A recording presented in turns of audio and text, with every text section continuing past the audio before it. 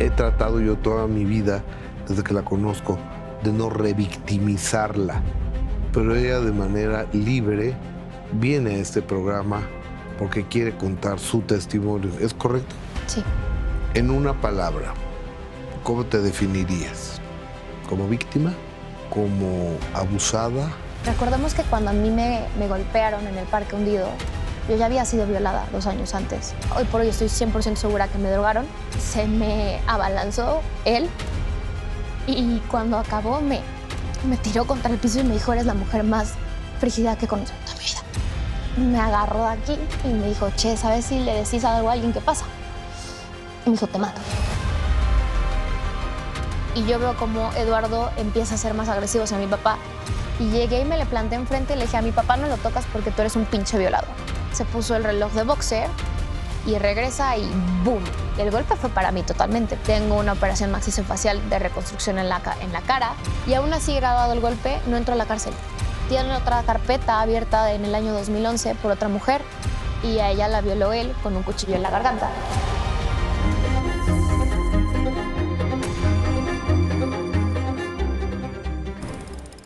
¿Qué tal? Muy buenas noches, bienvenidos, bienvenidas. Gracias por hacernos el gran favor de acompañarnos en una emisión más de El Minuto que cambió mi destino, sin censura, de manera cariñosa y respetuosa. Los saludo. Soy Gustavo Adolfo Infante. Mi invitada esta noche es una mujer que entró de incógnito en la actuación. Plaza Sésamo fue solo la catapulta para el inicio de una carrera que se diversificó gracias a su preparación. Los malos hábitos la llevaron a ganar una Diosa de Plata, pero fuera de la pantalla su dedicación y entrega le han permitido estudiar a fondo la psicología humana. Y vaya que lo ha necesitado para enfrentar su capítulo real más difícil.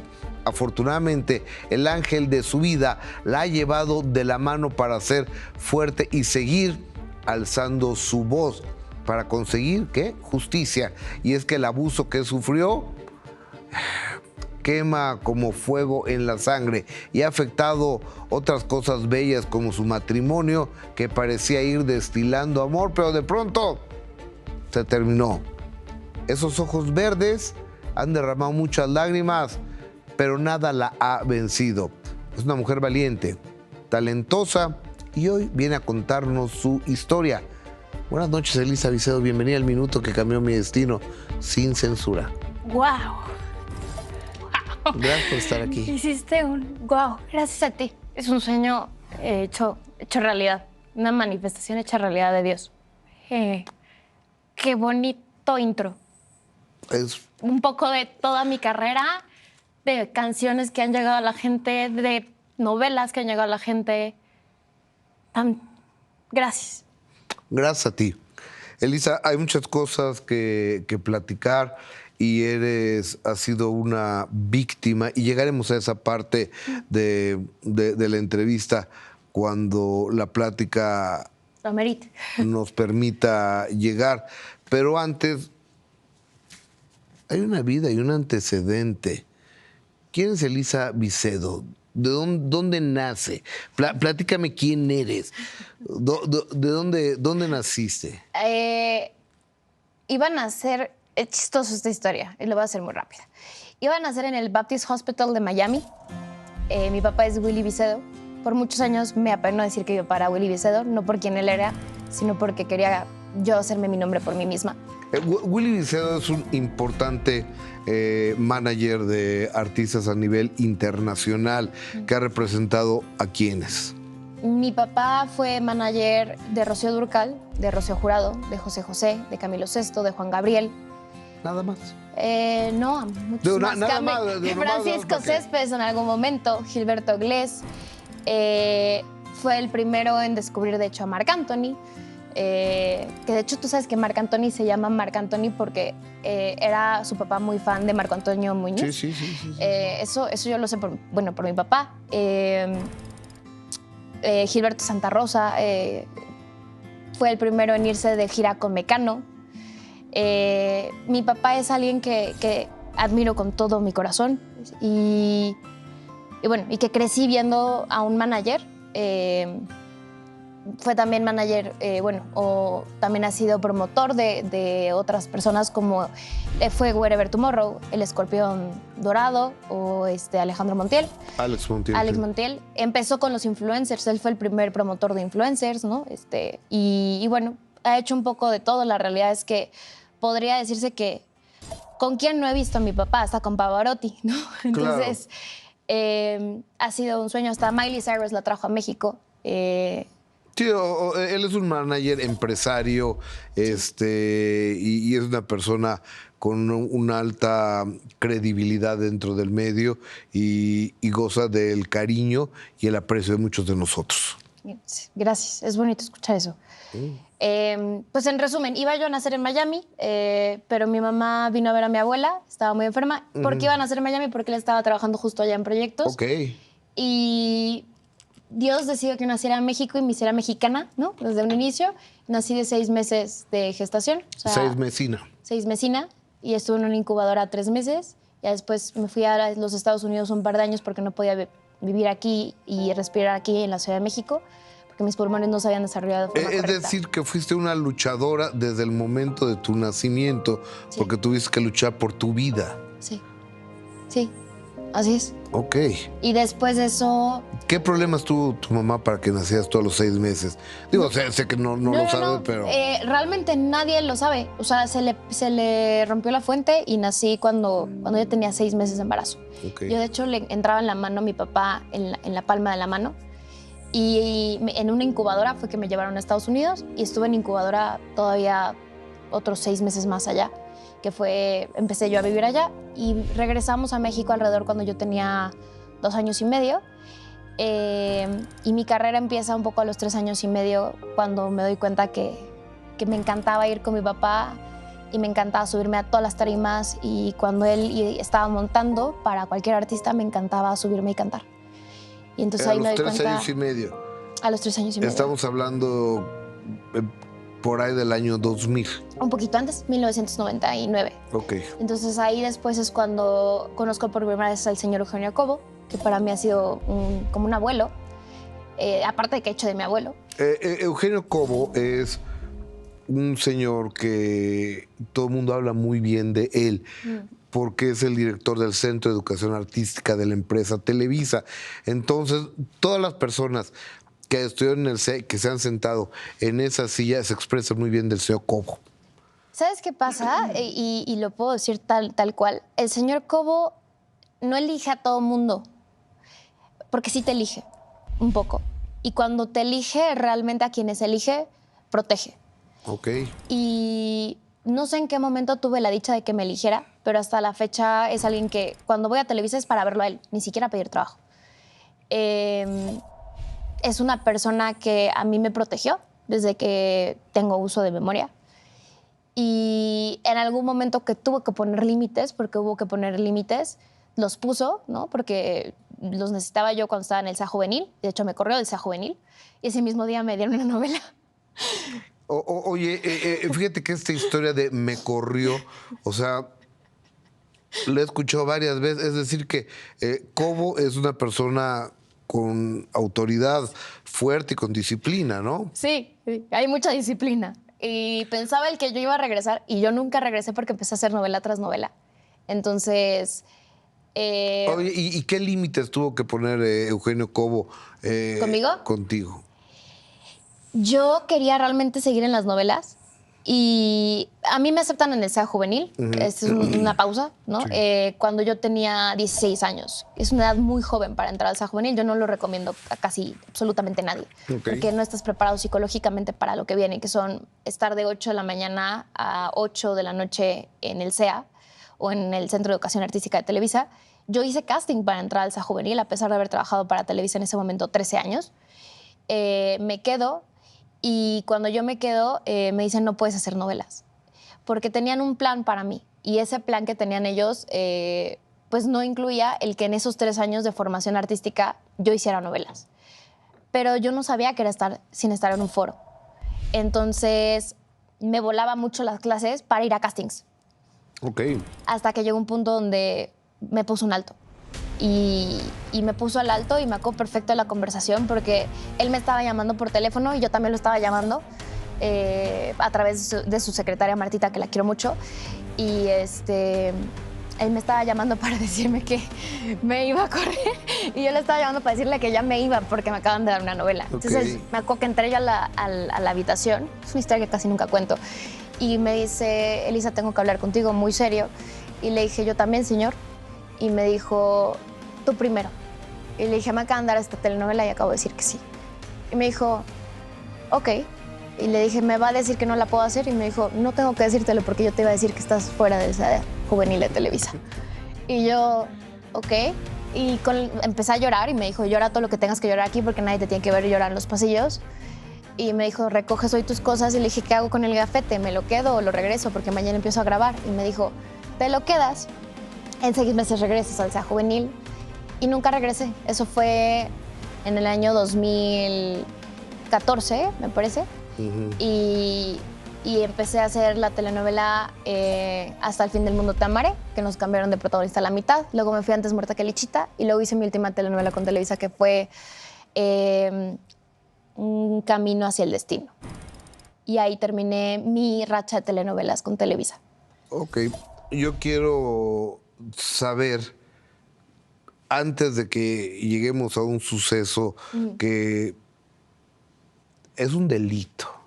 O sea, ni siquiera es lamentable, abominable. O sea, estamos hablando de un delito. Yo quiero saber quién eres, qué te antecede, cómo está conformada tu familia, cuántas historias llevabas antes de Destilando Amor, que es ahí donde se sucede el hecho, ¿no? ¿Entiendo? No, justo cuando sucede el hecho fue en una obra de teatro que se llamaba El Sacerdote y estaba al mismo tiempo en la última novela que hice con Televisa, en Un camino hacia el... No, sí, en Un camino hacia el destino. Ok, hago una pausa. Es Elisa Vicedo, regresamos.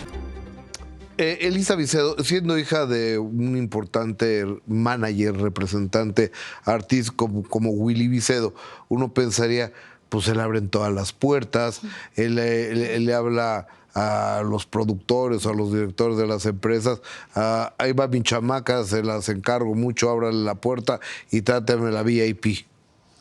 No, en este caso ni mi papá ni mi mamá querían que fuera actriz. Creo que sabían lo muy complejo que era el mundo artístico. Entonces, cuando yo hablaba de llegué a México a los 3 años y medio, preguntabas un poco en qué está conformada tu familia. Yo tengo tengo 2 hermanas mayores y un hermano mayor. Una de mis hermanas Tú eres la menor de todos. Yo soy la menor. Una de mis hermanas vive en Madrid, el otro vive también en Madrid y la más grande vive en México. Ella en un momento quiso probar qué era lo del SEA Juvenil, solo por probar, y fuimos juntas al Estadio Azteca. Y ella hizo casting para el SEA Juvenil y yo para el SEA Infantil. Y me quedé en el SEA Infantil. Ok. La única vez que mi papá hizo algo por dedazo fue cuando llamó a los productores de la telenovela Viva los Niños y les dijo, quiero que pongan a mi hija, por favor, porque yo entraba en septiembre al SEA. Dijo, quiero que pongan, por favor, a mi hija, aunque sea de extra, de lo que sea, porque quería que se me quitaran las ganas. Y yo recuerdo muy bien entrar por primera vez a un foro con un vestido azul de florecitas y un suétercito blanco, que de hecho se perdió en el foro. Y ¿qué creen? Que a la niña no se le quitaron las ganas. A la niña le dieron más ganas. ¿Y qué hiciste en Vida de los Niños? ¿Fuiste...? Estuve como más o menos ahí con un personaje medio X, la verdad. Es lo único que ayudó en algún momento. Y después entro al SEA Infantil. Y de ahí se van dando las oportunidades. Oye, pero como, ¿por qué no te ayudaba? O sea, si tiene los contactos... Una pelea de muchos años. Mi papá creo que sabía lo complicado que era el medio. Mi mamá realmente no quería que fuera actriz. De hecho, mi mamá y mi papá me empezaron a tomar en serio como actriz a partir de la película Malos Hábitos. Yo me quedé en Malos Hábitos en el año 2004, por ahí. Estuve en castings para Malos Hábitos por 2 años, porque no encontraron a Linda, a la protagonista perfecta, que fue la primera y única... Tienes 8 años. Tenía 8 años, claro. Fue la primera y única película de Simón Bros, una película que él... Entonces Isabel Cortázar, que es muy conocida por llevar castings de películas importantes, fue quien se encargó de este proceso. Y yo estuve haciendo audiciones para Malos Hábitos como por 1 año y medio. Ok. Ellos, de hecho, llegaron a un punto donde Oye, tenían... pero Sí. digo, quizá ahora lo puedas entender, ¿no? Un callback, una Ahora segunda sí. prueba, Sí, sí, regresar sí. y demás. Pero cuando tienes 8 años, seguramente pues, te quieres, bueno, a todas las edades. Yo ni te quieres- hilaba. O sea, pero, ¿cómo? ¿Por qué tanto tiempo? No hilaba. ¿Sabes qué, Gustavo? Yo no hilaba que era para la misma cosa. Es en el mundo artístico. Yo decía, pues como que no entiendo. O sea, ya nos estamos como que conociendo más, ¿no? Entonces ahí ya empecé a entender Ya cómo como que funcionaba venimos a más. hacer pruebas juntos Sí, siempre. es como que ya estamos aquí, ya estoy entendiendo. Y lo que no sabía es que tenían a 2 familias, la A y la B. Y yo conformaba parte de uno de estos 2 casts que iba a ser seleccionado para la película. De hecho, nunca me enteré quién iba a ser la B, ¿no? Y esa película me abrió las puertas para irme al Festival de Cine de Guadalajara, de Morelia, Cannes. Qué grandes festivales de cine tenemos en México, ¿no? Qué grandes. Qué grandes festivales Y de verdad, las figuras que uno conoce, ¿sabes? El primer festival que yo fui, que fue el de Guadalajara, que fue donde se estrenó Malos Hábitos, además fue conocer a Antonio Banderas y grandes personalidades que hoy por hoy he entrevistado a muchos artistas alrededor del mundo porque tuve un trabajo que me lo permitía. Entonces, quizá no me sorprendería tanto, pero en esa época, a una niña de 8 años que la pongas al lado de quien hizo El Zorro es como, wow. Claro. Y ver a tantas personalidades, qué bonitos festivales tenemos en México. México tiene una cosa para el cine muy bonita, que desafortunadamente creo que a veces se ve mermada por otras cosas, ¿no? En México, en mi punto de vista, y es opinión, tenemos un altísimo nivel teatral. Creo que se hace extraordinario cine. Desafortunadamente no tenemos el presupuesto, el budget que hay en Hollywood, por ejemplo, pero se hace un cine con mucho corazón y poco presupuesto. Y además se hacen series de altísimo nivel y cuando se llega a hacer telenovelas, pues es la cara de México al mundo. Podemos criticarlas, que las historias, que esto y que el otro y demás, pero se han manufacturado en este país millones y millones de litros de lágrima en el mundo por las telenovelas de México, que eso tiene que ser un orgullo. Es un orgullo, yo creo que es un orgullo y te voy a ser honesta, cuando yo me fui a Canadá más adelante en mi vida y dices, he hecho telenovelas, la gente sabe que el hacer telenovelas no es fácil. Porque en un día haces episodio 5, episodio 6, episodio 8, episodio 10 y haces más de 40 escenas. Cuando realmente Pues tienes ustedes un los personaje. actores, ¿no? Yo cómo voy a saber que las soap operas, que las soap operas. Sí, para ellos es como, ¿qué es esto, no? O sea, porque ellos son más lineales y son un poco, es muy diferente la forma de trabajo en el North Hollywood y en el Hollywood que aquí. Aquí nos critican muchas cosas, como el proceso de casting. ¿Tú quieres saber cómo es el proceso de casting en Hollywood? Sí, pero me lo cuento después de la pausa comercial, Ok. ¿no? Elisa Vicedo y la historia hasta este momento, hasta este punto, es bien sobre hojuelas. Regresamos. La presencia de Elisa Vicedo en El Minuto que cambió mi destino sin censura. ¿Cómo son los castings en donde? ¿En México o en Hollywood? Te voy a contar en Hollywood. La gente se queja mucho de México y cuando yo vivía aquí nos quejábamos los actores del proceso porque uno va, es cierto que entregas tu currículum, entregas tus fotos y sí es verdad, eso sí es una realidad, que por el perfil que tengas es hacia dónde te van a mandar, ¿no? Y depende de eso las escenas que te van a dar. Pero al menos creo que aquí siempre te dan la oportunidad de entrar a la sala y enseñar lo que traes como actor, o como actriz, o como conductor, o como conductora, o como cantante. En Hollywood no. Hollywood se maneja por 3 páginas oficiales que la gente, Actors Access y MTV Network, y los managers son los que te tienen que meter a esas páginas, ponen tu currículum, ponen tu foto, y lo que hacen es en el proceso de selección de casting, agarran de eso que tienen ahí y entonces dicen, por ejemplo, estas 15 actrices nos parecen que pueden quedar para este personaje, ok, las ponen aparte, te avisa tu manager que te preseleccionaron para esto, no te han visto actuar, no te han visto nada, simplemente el físico los atrajo. o lo que leyeron les atrajo. Y después de eso pasan a parte B. Mándanos un video tuyo introduciéndote. Ok. ¿Gusta eso? Pasas a parte C. En vez de los callbacks, llegas al punto donde cuando ya llegas a entrar a la habitación, deberías de estar haciendo una fiesta. Y eso es algo que yo aprendí de Hollywood y de Canadá, que realmente uno hace una fiesta ahí cuando llegas a un casting. Creo que cuando llegas a casting solo son 3, porque descartaron a todo el mundo antes. Entonces, eso te demuestra que en la industria allá, si aquí nos quejábamos de que es nada más por los perfiles, allá ni siquiera es, ni veo el talento. Estoy nada más viendo lo que me gusta del perfil y hasta el final veo el talento. De esas 3, alguna de esas 3 tendrá que tener lo que necesito. Pero yo creo que lo del perfil le quiero encontrar una lógica.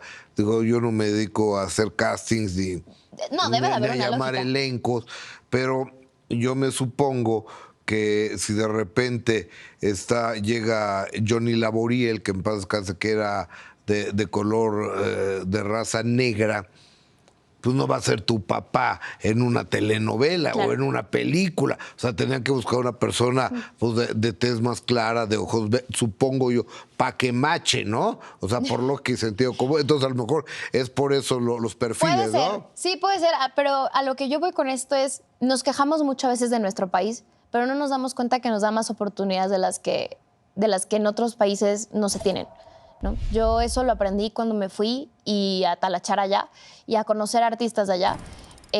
Lo aprendí mucho y aprendí a aceptar que el entrar en la habitación y el que la gente vea tu trabajo vale mucho. Eso casi nunca se logra en Estados Unidos. ¿Y trabajaste allá? Trabajé en cosas muy pequeñas, por lo cual yo no diría trabajar. Pero justo ahora voy a hacer mi primer piloto para mi primer serie americana-canadiense. Y vamos a ver qué pasa. Nada más voy a grabar el piloto, soy la protagonista, estoy tranquila, estoy feliz. No sé qué vaya a pasar, la realidad es que se lo dejo mucho a Dios, porque estando allá, talachando y talachando y talachando, yo tenía que competir contra las americanas y canadienses y australianas, porque al final hubo algo que siempre se decía, no tienes el perfil de mexicana. Hay un estereotipo muy, muy cerrado de cómo se tiene que ver el mexicano. Y pues al final tuve que trabajar demasiado en mi acento para poder yo realmente llegar a pasar por americana, por canadiense. Neutralizarlo, ¿no? Neutralizarlo al 100%, sí. O tropicalizarlo o parecer nativa de allá. Parecer nativa de allá, claro. Al final mi competencia son los nativos de allá. Mi competencia al final no es el estereotipo mexicano. Porque estamos hablando del mercado más competido del mundo. O sea, si hablas de teatro, para el teatro musical en Nueva York, hay para cada papel, para cada personaje, pues hay 1000 personas que, a ver, queremos rubios de 1,85 de estatura, hay 2000, pero aparte que brinquen, hay 2000, pero aparte que sean circenses, hay 2000, que se paren de manos, no sé qué, que tengan rayitas en la panza, en el estómago, sí. no sé qué, que hablen inglés, francés y español, hay 1000. Entonces, o sea, es el mercado más competido, y hablo nomás del teatro musical, y seguramente ha de ser también en Hollywood, ha de ser, que es la meca del cine, debe ser una locura pues eso. Te puedo contar de 2 anécdotas muy rápidas, que sería Halo, por ejemplo. Yo iba a estar en la 2ª temporada. Y de Legally Blonde, Legalmente Rubia, que iba a estar ahorita yo en la precuela. Porque digo, iba. Halo me pasó algo que nunca me lo hubiera imaginado. Halo realmente, como es un mundo de extraterrestres y todo esto, realmente no importaba mucho de dónde vinieras, ¿no? Pasé todos los filtros de castings, de callback, todo. Y al principio todo iba muy bien porque se iba a filmar en Budapest. Y yo tengo pasaporte de la Unión Europea, entonces no había problema. El problema es ¿Por cuando... qué? ¿Por tu papá? Sí, por mi papá. Español. Mi papá es español. Entonces, yo soy española también. Entonces, no había ningún problema. En el momento que cambian... No, está muy bien porque entras a Estados Unidos sin visa. Tengo la ETA, pero sí, ahora también puedo entrar sin visa porque también soy canadiense. No sé que sea la ETA, pero soy yo fuerte eso, ¿eh? La ETA... O sea, porque hay algo... No, la ETA es como un permiso, ¿no? Que también era lo que antes había de Canadá, para ir a Canadá, que ahora lo quitaron, ¿no? Es como más fácil, digamos que en 48 horas te la dan. Ok. Pero antes entraba a Estados Unidos con visa. Después del COVID empecé a entrar con la ETA porque las líneas para la visa y el tiempo de espera eran muy largas. Y actualmente ya puedo entrar como canadiense, entonces no necesito ningún papel. Pero bueno, en ese momento se me cierran las puertas para Halo porque cambiamos de locación a Nueva Zelanda. Y entonces, pues en Nueva Zelanda hay mucha gente que se parece a mí, va a costar menos llevarme. O sea, no sé si me explico, como actriz, y si tú estás del otro lado, ¿no? Yo también estudié cine al final, aparte de psicología.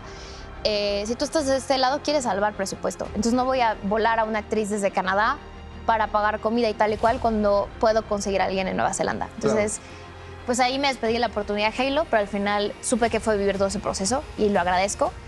Y luego con Legalmente Rubia, que justo terminó el proceso el año pasado, lo empezamos en octubre y terminó pues a principios de este año, escogieron a alguien que realmente sí es idéntica a Reese Witherspoon y que realmente pues es como 15 años más chica que yo o 10 años más chica que yo. Entonces realmente no lo siento mal. Acabo de cumplir 29 años y a pesar que me pusieron peluca, hicimos malabares, ¿no? Para verme más joven y estar centrado en los años 90, pues sí es complicado. No puedes competir contra una chavita que realmente tiene 16, 17 años, ¿no? Entonces, creo que ahí hicieron un muy buen casting y al final, pues después de todos los callbacks, entendí perfectamente por qué no me quedé. Y se agradece. Al final, el llegar hasta cierto punto se tiene que agradecer también, ¿no? Voy a regresar con una historia fuerte para ti. Si yo te pidiera que antes de la pausa comercial me dijeras en una palabra qué eres en este caso, ¿cómo te definirías? ¿Como víctima? ¿Como abusada? ¿Como violentada? ¿Como maltratada? ¿Como loca? Porque también te han dicho que estás loca. Mucho. ¿Lo quieres pensar? Y me lo dices después de la pausa comercial. Sí. Elisa Vicedo, el minuto cambió mi destino, sin censura. Regresamos. Estamos de regreso y la situación no es sencilla. Quiero dar este aviso al público porque el relato que a continuación viene no es un paseo por Walt Disney, ni es una visita a la montaña rusa de Chapultepec. Es la dramática pero real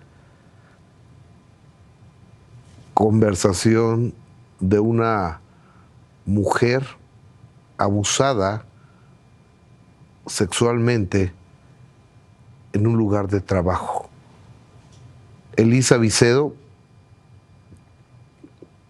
he tratado yo toda mi vida, desde que la conozco, de no revictimizarla.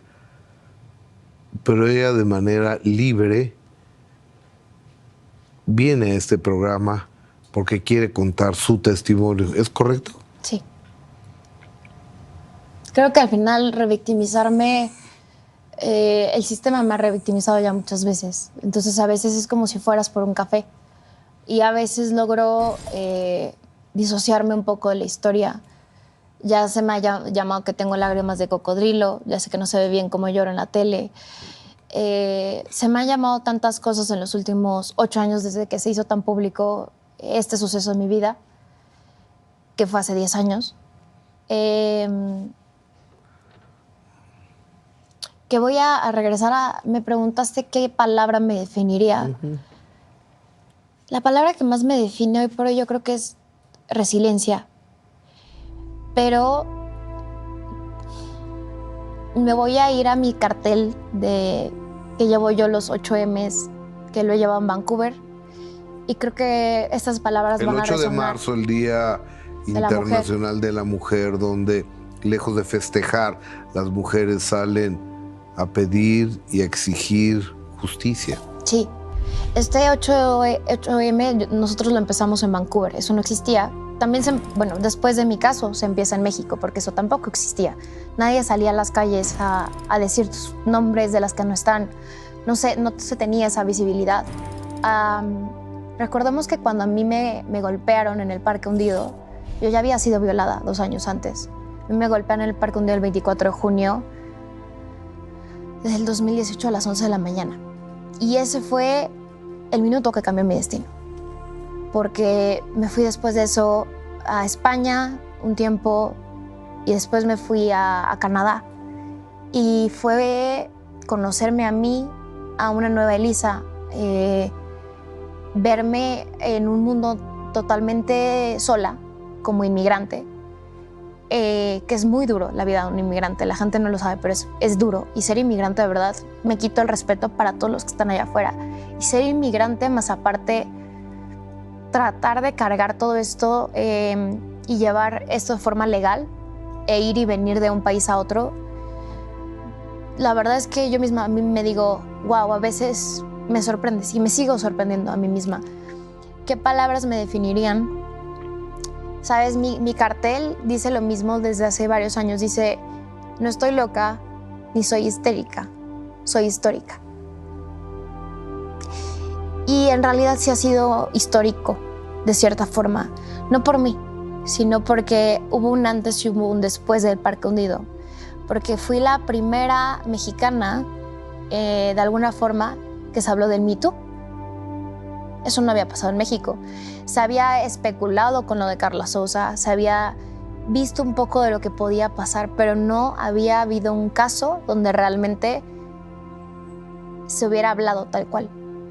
En mi caso, yo no quise nunca llegar a hablarlo ni con las cámaras ni denunciarlo. Cuando uno es violado,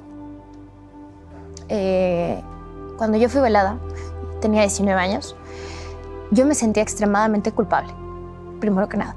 Entonces, y extremadamente vulnerable. Uno no quiere que tu violador tenga el poder de sentir todavía que tiene más poder. Y por 2 años bajé cabeza y quise fingir ante muchas personas que lo que había pasado no me había pasado, hasta para mí, de alguna forma, psicológicamente. Porque era más fácil. Es más fácil decir, esto no pasó. Tuve un profesor en mi carrera de psicología, cuando esto sucedió, yo estudiaba psicología, que me acuerdo que me dijo, piensa que es como si te hubieran dado un beso en una telenovela que no creas que te lo dieran. Como que disóciate. Pero al final no te puedes disociar del trauma. Yo a los 8 ¿No tratas de disociar de una violación? No entiendo, perdóname. No logras. No soy psicólogo, pero me parece una estupidez. Como eso y como algún sacerdote que me dijo, déjalo ahí porque la basura no se mueve, porque cuando mueves la basura empieza a oler. Y ese era el tipo de personas que yo me abría a contarles la historia y pues por ningún lado yo veía que fuera positivo contar la historia. Hasta que llega el año 2018 y me doy cuenta que voy a compartir espacio con este mismo individuo y renuncio a la obra de teatro donde yo iba a estar. Dije por primera vez el por qué. Hablé con Lola Cortés, con Paco Lalas, con el productor de la obra y dije, no voy a hacerla por esto y esto. El productor me dijo, te pongo un guardaespaldas en la puerta. Le dije, no, es que no estás entendiendo. O sea, realmente nadie está entendiendo la gravedad de esto. Me llega la oportunidad de irme del país a hacer una serie fuera, llamada Simón en Argentina. Eso hace que se relajen las cosas porque empiezo yo a recibir amenazas del reclusorio para empezarme a meter miedo, porque claro, yo no había hablado de nada en 2 años. Y cuando yo regreso al país, yo sí diría que fue Dios, porque justo estaba acompañando yo en esta cosa política a un productor que había apoyado mi carrera durante muchos años. Yo soy una persona, tiendo a ser muy agradecida. ¿Quién es él? A Manuel Duprés, que estaba iba para diputado de la Benito Juárez. Permíteme. Sí. ¿Dónde ocurre el acto? ¿Cuál de los dos? La violación. Esto ocurre en la casa de mi jefe, mi ex jefe, que era el productor de la obra. ¿Cómo se llama él? Eduardo N. O sea, la persona acusada. Sigue estando acusado. Ok. En su casa fue. ¿Quién estaba ahí, aparte de ti?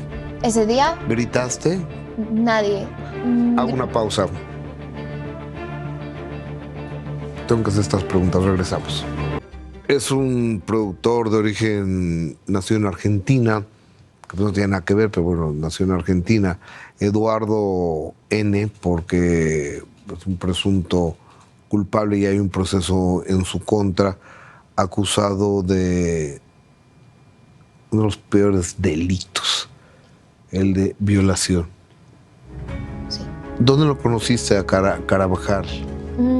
La primera vez que lo conozco a él fue en el 2015. Yo estaba haciendo una obra en teatro en corto y él también en otro foro. Salió con una de mis compañeras de trabajo, o sea, una colega, actriz, y ella lo único que nos dijo fue que había sido una de las peorecitas de su vida. Y el señor iba a ver nuestra obra bastante, la verdad, pero uno puede hacer eso cuando estás en el mismo teatro en corto, que creo que ya está cerrado eso, pero bueno, se podía en esa época ver las veces que tú quisieras una obra. Ok. Y yo fui a ver una vez su obra con mi mamá y ahí, esa fue mi primera interacción con él, o sea, de un hola, ¿no? Después, en marzo del 2016, el 17 de marzo, si no estoy mal, voy yo a la premier de una obra de teatro que se llamaba Mamá por Siempre en el Teatro de San Jerónimo. Y me lo encuentro, yo iba con dos amigos y me dice, hola, ¿te acuerdas de mí? Y yo la verdad es que no me acordaba de él, pero no quería, de esas veces que no quieres ser grosero, entonces sonríes, ¿no? Y me dijo, oye, es que estaba buscando justo una chica menudita, rubia, así como tú, chiquita, porque tengo el personaje que te va a cambiar la vida. Este personaje aparte se va a hacer una película, ya tenemos los fondos, decía que el Vaticano iba a financiar la película.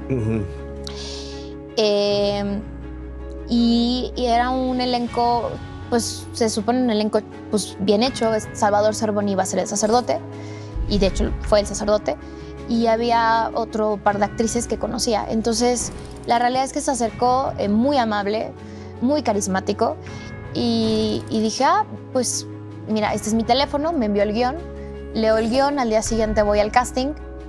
Mi papá me lleva, de hecho, al casting, se espera abajo, porque fue en su casa.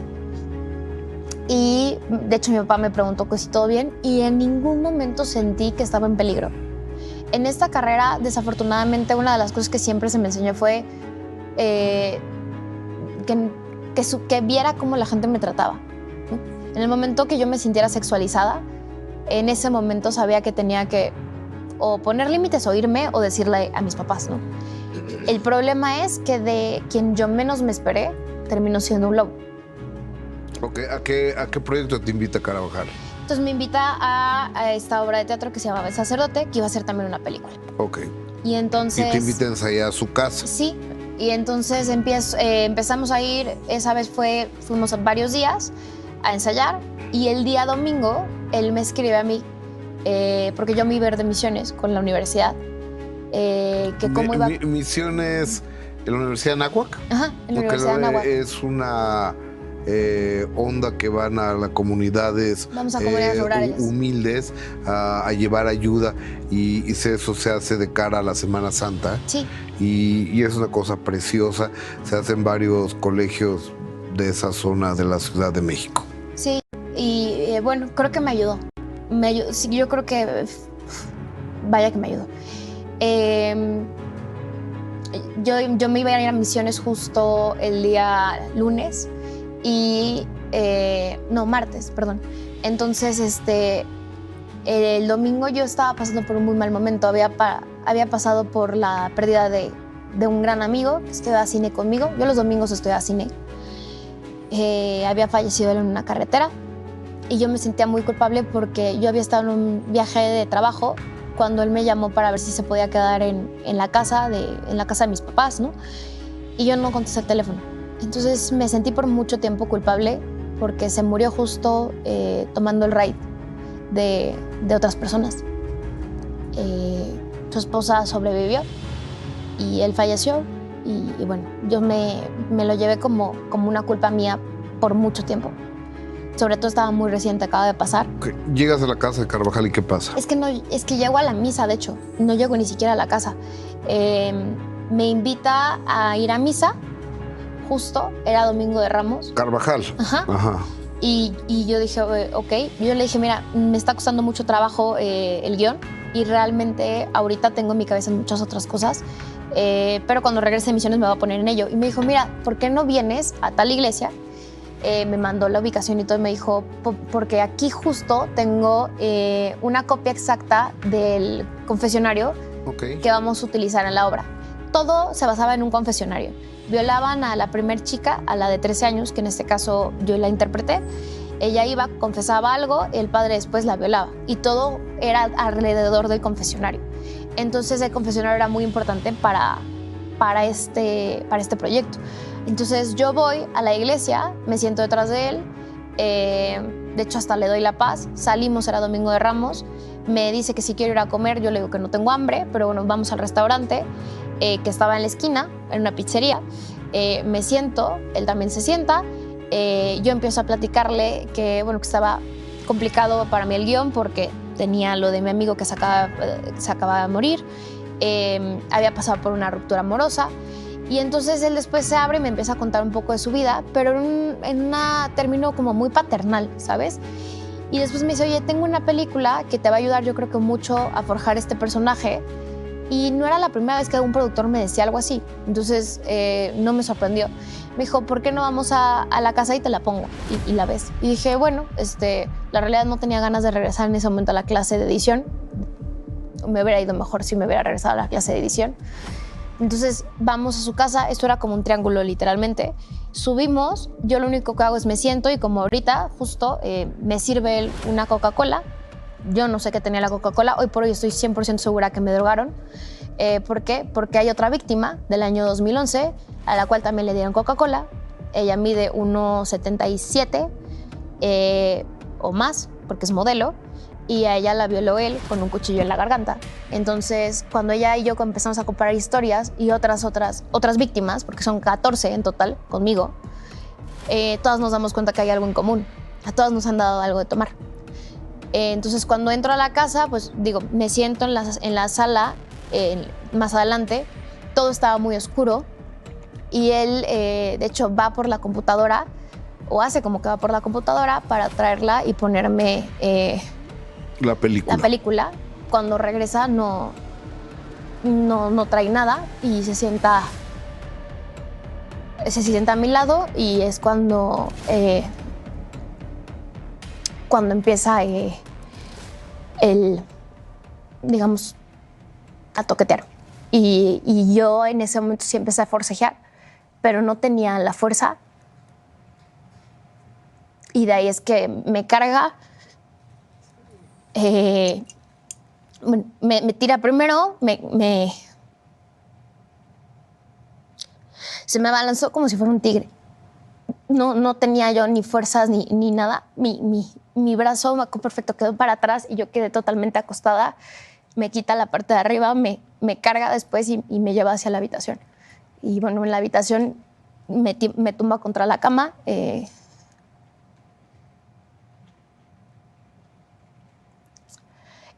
Intenta... Me quita los pantalones, me intenta hacer sexo oral. No dejé que me hiciera nada. Yo lloraba y lloraba y lloraba y decía que no y que no y que no. Nunca paró. Y llegó un momento donde me empecé a sentir como un objeto. Entonces me paralicé. Volteé a ver hacia un lado. Se me abalanzó él. Brincó como encima de mí. Me acuerdo que abrió el cajón. Bueno, de este lado sacó, se puso un condón y yo me acuerdo que lo único que pensé fue: no te muevas, eres un objeto, no te muevas. Y después me volteó y cuando acabó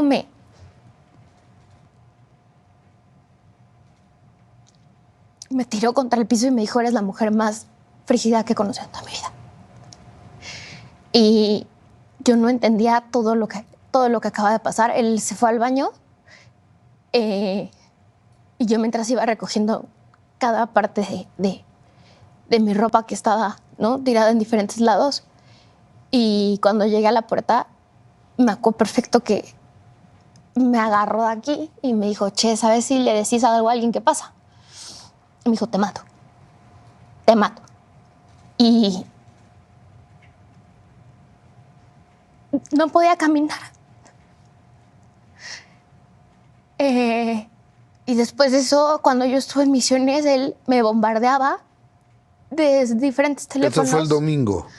¿Y el martes te fuiste a las Misiones? Y el lunes todavía fui a ensayo a su casa con más gente y de hecho hizo de sacerdote para otra vez revictimizarme. Elisa, pero digo, ¿sí? no sé cómo funciona la mente Mira, cómo funcionó mi mente de una víctima. Yo salí de su casa y me fui a ver a otra señora porque no quería ir a la escuela. En ese momento yo estaba enojada con mi mamá, nos habíamos peleado, mi papá estaba fuera de la ciudad. Y yo lo que te puedo decir es que cuando después llegué a mi casa, me bañé porque me sentía muy sucia. Pero al mismo tiempo, el nivel de impacto para mí psicológico fue muy fuerte. Y yo no sentía que pudiera renunciar, ni que me pudiera salir de esa. Entonces, seguí. O sea, no dije no. Seguí. Y realmente mucha gente pregunta por qué. Pero hoy por hoy, con una madurez diferente a la que tenía en ese momento, te puedo decir que hay muchas mujeres que siguen. Porque desafortunadamente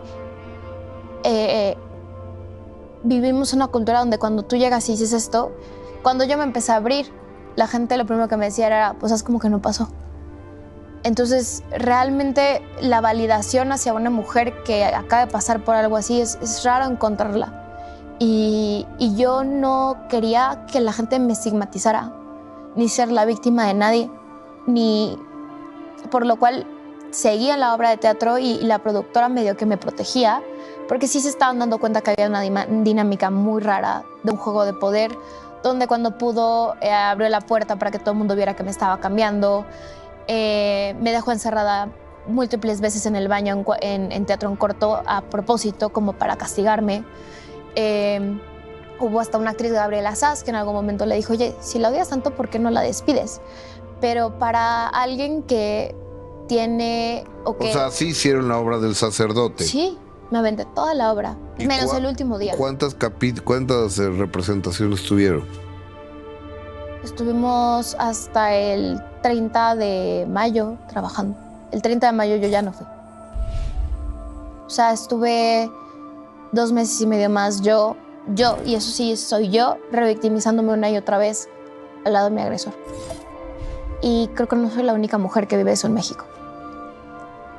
Y fue muy duro, muy. Porque no solamente fue el acto que sucedió, sino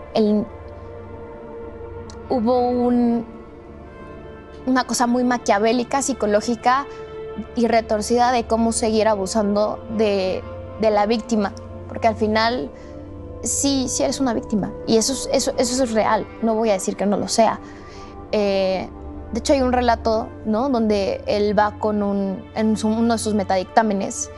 ¿Qué es eso? ¿Qué es un metadictamen? Un metadictamen es lo que él está metiendo para probar que es una persona buena y que es una persona que debería estar en libertad, ¿no? Porque está en libertad. Y en este relato ¿Nunca has estado en la cárcel? No, nunca ha pisado la cárcel. A pesar de que hay mucha gente que por menos ha pisado la cárcel, ni por el golpe, que fue el primer evento que la gente conoció, ¿no? Porque la gente lo vio. Por ese evento no estuvo en la cárcel, que eran 5 años lo que le tendrían que haber dado. Y por el de violación sigo ahorita esperando. Pero lo que quería decir es, él tiene un metadictamen, no puedo decir exactamente las palabras, pero básicamente dice en el metadictamen que él conoce también cómo funciona la mente de un depredador, que él no podría ser un depredador, porque los depredadores pueden estar un día, un mes, una semana, sin hacerle daño a una víctima, pero que un depredador huele a su víctima. Y de verdad lo escribe tal cual, dice, el depredador huele a su víctima y sus partes se huelen como un lobo acechando a su presa y sabe quién es una víctima. Cuando tú lo lees, yo siempre, la primera vez que yo lo leí, mi mamá también lo leyó y mi papá lo leyó, dijimos, wow, si esto no te demuestra que alguien piensa de una forma muy, pero muy retorcida, ¿qué más necesitas como, o sea, tú ante la ley, ¿no? O sea, te está diciendo exactamente cómo piensa un depredador sexual. Porque estoy segura que si yo te pregunto a ti, porque no le preguntaron nada respecto a eso, si yo te pregunto, Gustavo, ¿qué es una relación sexual? Probablemente no me vas a hablar de cómo un depredador caza a una víctima, en este caso a una persona. Pero son muchas las mujeres de él, por lo cual yo sí me atrevo a decirlo. Él es un violador serial. Yo no fui la primera víctima. Ahí fue cuando yo me relajé un poco. ¿Él qué edad tiene? 40 y pico en este momento. ¿Él nunca te pretendió, nunca te... No, nada. Nada. ¿Te cortejó, te invitó a salir? Nada. Al contrario, había un asco tremendo hacia mí después de la violación enfrente de todo el mundo. Y siempre se me trató, y de hecho por eso no tolero la palabra, como la niña. La niña. Y después cuando me golpeó, también fue lo mismo. O sea, cuando llegó a amenazarme enfrente de todo el mundo fue de, che, ¿sabe qué está diciendo esta niñita? Oye, a ver, 2 años después es cuando interpones la denuncia en contra de este señor. El día que me golpea. Antes no lo habías denunciado. No. Ok. Entiendo que vienes tú de viaje. Sí, de haber hecho una serie fuera. De hacer una serie, Parque Hundido, vas con Emanuel Duprés. Sí. Ves a este individuo que estaba ahí. ¿Y qué pasa? ¿Te acercas tú? No, él se acercó y vino y enfrente de todo el mundo me agarró de aquí y yo de verdad me agaché y supliqué, le dije, por favor, déjame ir. El modus, sálvate, ¿no? O sea, tienes que salvarte. Y gracias a un camarógrafo le dijeron, oye, nos la tenemos que llevar, le tenemos que hacer una entrevista.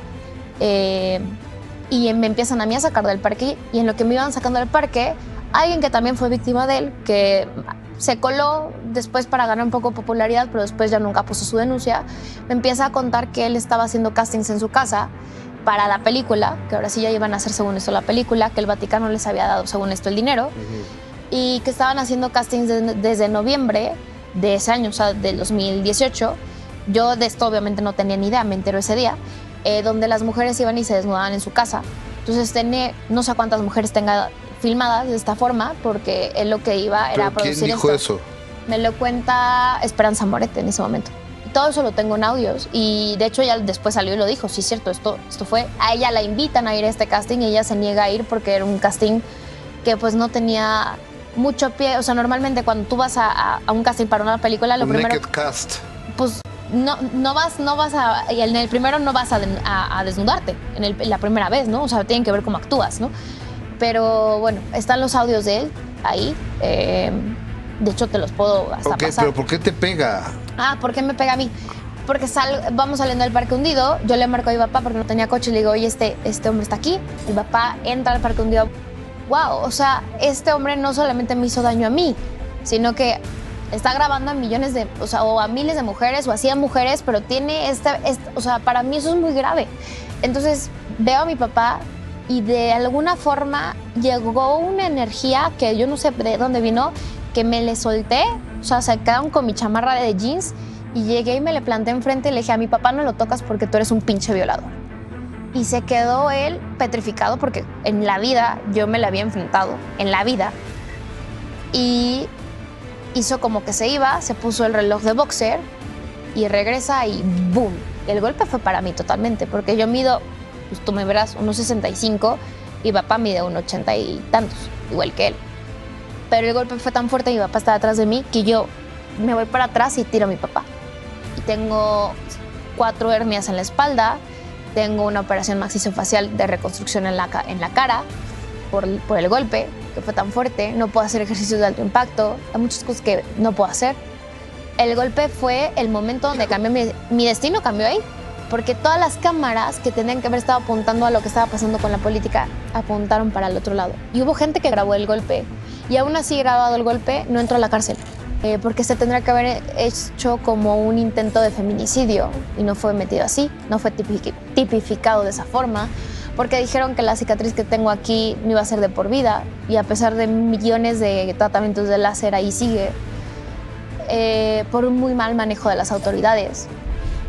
Porque resulta que si golpeas a alguien y te agarran infragante, sí te hubieran llevado para la cárcel de una, pero como no había policías en ese día al parecer, porque no hubo uno solo, y no lo agarraron infragante, no te pueden meter a la cárcel. Y por el hecho de violación, a pesar de que hoy está vinculado al proceso, hoy está amparado y en este momento está tratando de desvincularse del proceso. Tiene otra carpeta abierta en el año 2011 por otra mujer que violó. Pero dijiste que son 14 víctimas. Sí, pero carpetas que te digo existen. Hay otra que está bien hecha y que nunca ha avanzado. Y que se tiene hasta retratos de él y todo y nunca ha avanzado la carpeta.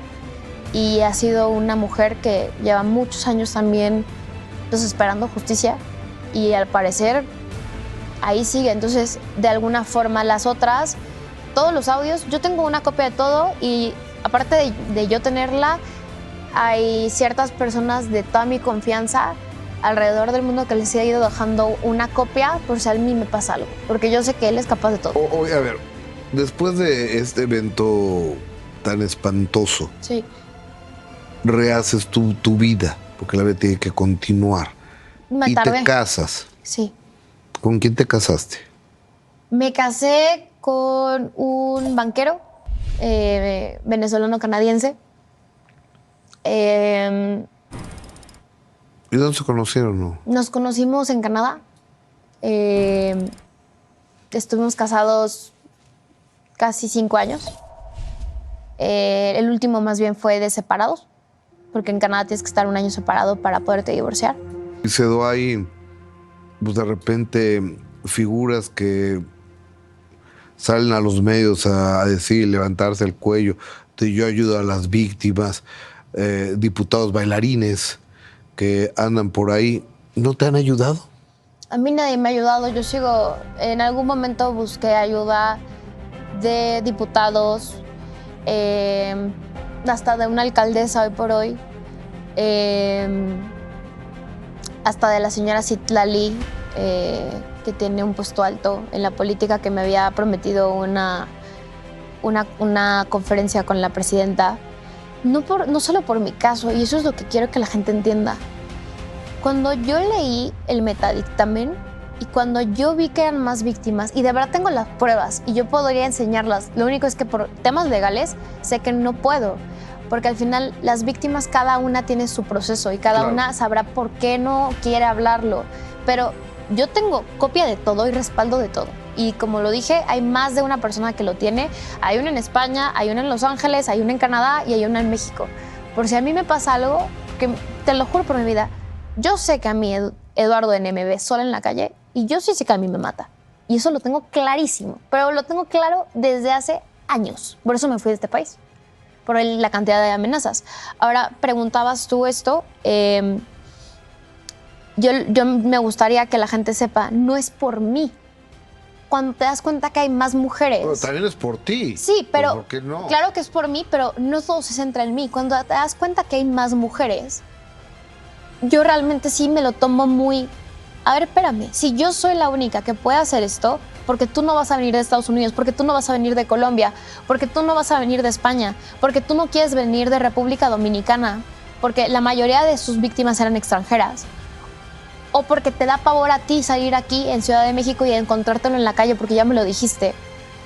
Entonces, ¿por qué yo me voy a quedar callada si a mí no me da miedo? Yo miedo a la muerte no le tengo, porque no le debo nada al de arriba. Y de verdad, si he seguido con esto, es porque se lo prometí a mi bebé. Y prometí que el día que tuviera hijos, iban a googlear a su mamá e iban a ver una mujer totalmente empoderada. E iban a ver una mujer que luchó hasta el final, tenga justicia o no tenga justicia, porque no voy a dejar que se me difame, porque al final yo no le quise nunca arruinar la carrera a nadie. A mí se me arruinó mi carrera, que yo quisiera más que estar todos los días en un foro como este, haciendo lo que más amo hacer, ¿Qué más quisiera yo que tener ahorita una familia unida? Un esposo, unos hijos. Tengo 29 años, pero sí, para mí me gusta ese rol y de verdad me gusta el hecho de una familia. Lo que más he anhelado toda mi vida, ser mamá y tener mis hijos. Además de poder estar en los foros otra vez. Entonces, cuando tenga hijos, quiero que sepan que su mamá hizo todo. Y si no los llego a tener o algo me llega a pasar, porque no tengo la vida comprada, quiero que la gente sepa que no lo he hecho por mí. Solamente lo he hecho por esas mujeres que no tienen voz, porque sí escucho y porque leo y porque me siguen más de casi 500,000 personas en redes sociales. Y cada una de esas mujeres que me manda sus historias, que me dice, yo me callé por esto, por lo otro, yo me identifico por esto, porque yo sí les creo. Porque al final yo sé por qué uno se calla, porque el dolor es más fuerte, porque el dolor te arranca desde adentro. Y de verdad es como si no pudieras respirar por años, y no pudieras soltarlo. Y las pesadillas y terrores nocturnos yo las entiendo mejor que nadie. Entonces, al ser también psicóloga y psicoterapeuta, puedo decir, gracias a Dios que yo tengo el lugar que tengo y que me pude ir del país y pude sanar muchas cosas. Pero quien no tiene esa oportunidad, la gran mayoría no lo tienen, no tienen esa, claro, esa posibilidad ni económica ni de vida. No. Elisa Vicedo, gracias por compartir este dolorosísimo testimonio de vida. Porque esto no es fingido. No. Es algo que desafortunadamente te selló y te marcó y te sigue marcando. Son minutos desafortunados que cambiaron tu destino. Espero que la próxima vez nos veamos y podamos hablar de un tema laboral tuyo. Esta es tu casa. Gracias, a mí me encantaría. ¿Sabes qué me dijo la señora del Centro de Atención a Víctimas? Con esto cierro. Todavía yo sabía que me iba a divorciar, estábamos ya separados, pero me dijo ella, porque yo le daba casa a estudiantes internacionales, es muy corto esto. Me dijo, Elisa, yo no voy a ser feliz el día que te vea en una portada porque hayas ganado ese caso. Porque la mayoría de víctimas en este país se rinden a los 3 años. Porque nadie, ni por fingido que sea, va a estar 7, 8 años, en este caso, atrás de su carpeta. Yo me voy a poner feliz el día que vean una portada de revista que eres mamá.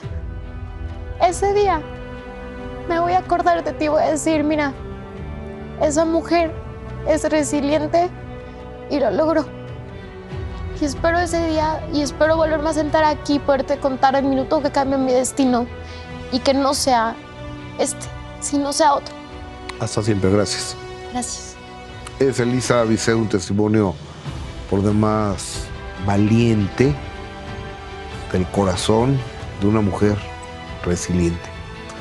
En especial gracias a ti, gracias a usted. Si Dios nos presta vida y tú, tu amable presencia, próxima semana, mismo horario, mismo canal, tenemos otro minuto que cambió mi destino sin censura. Buenas noches, muchas gracias.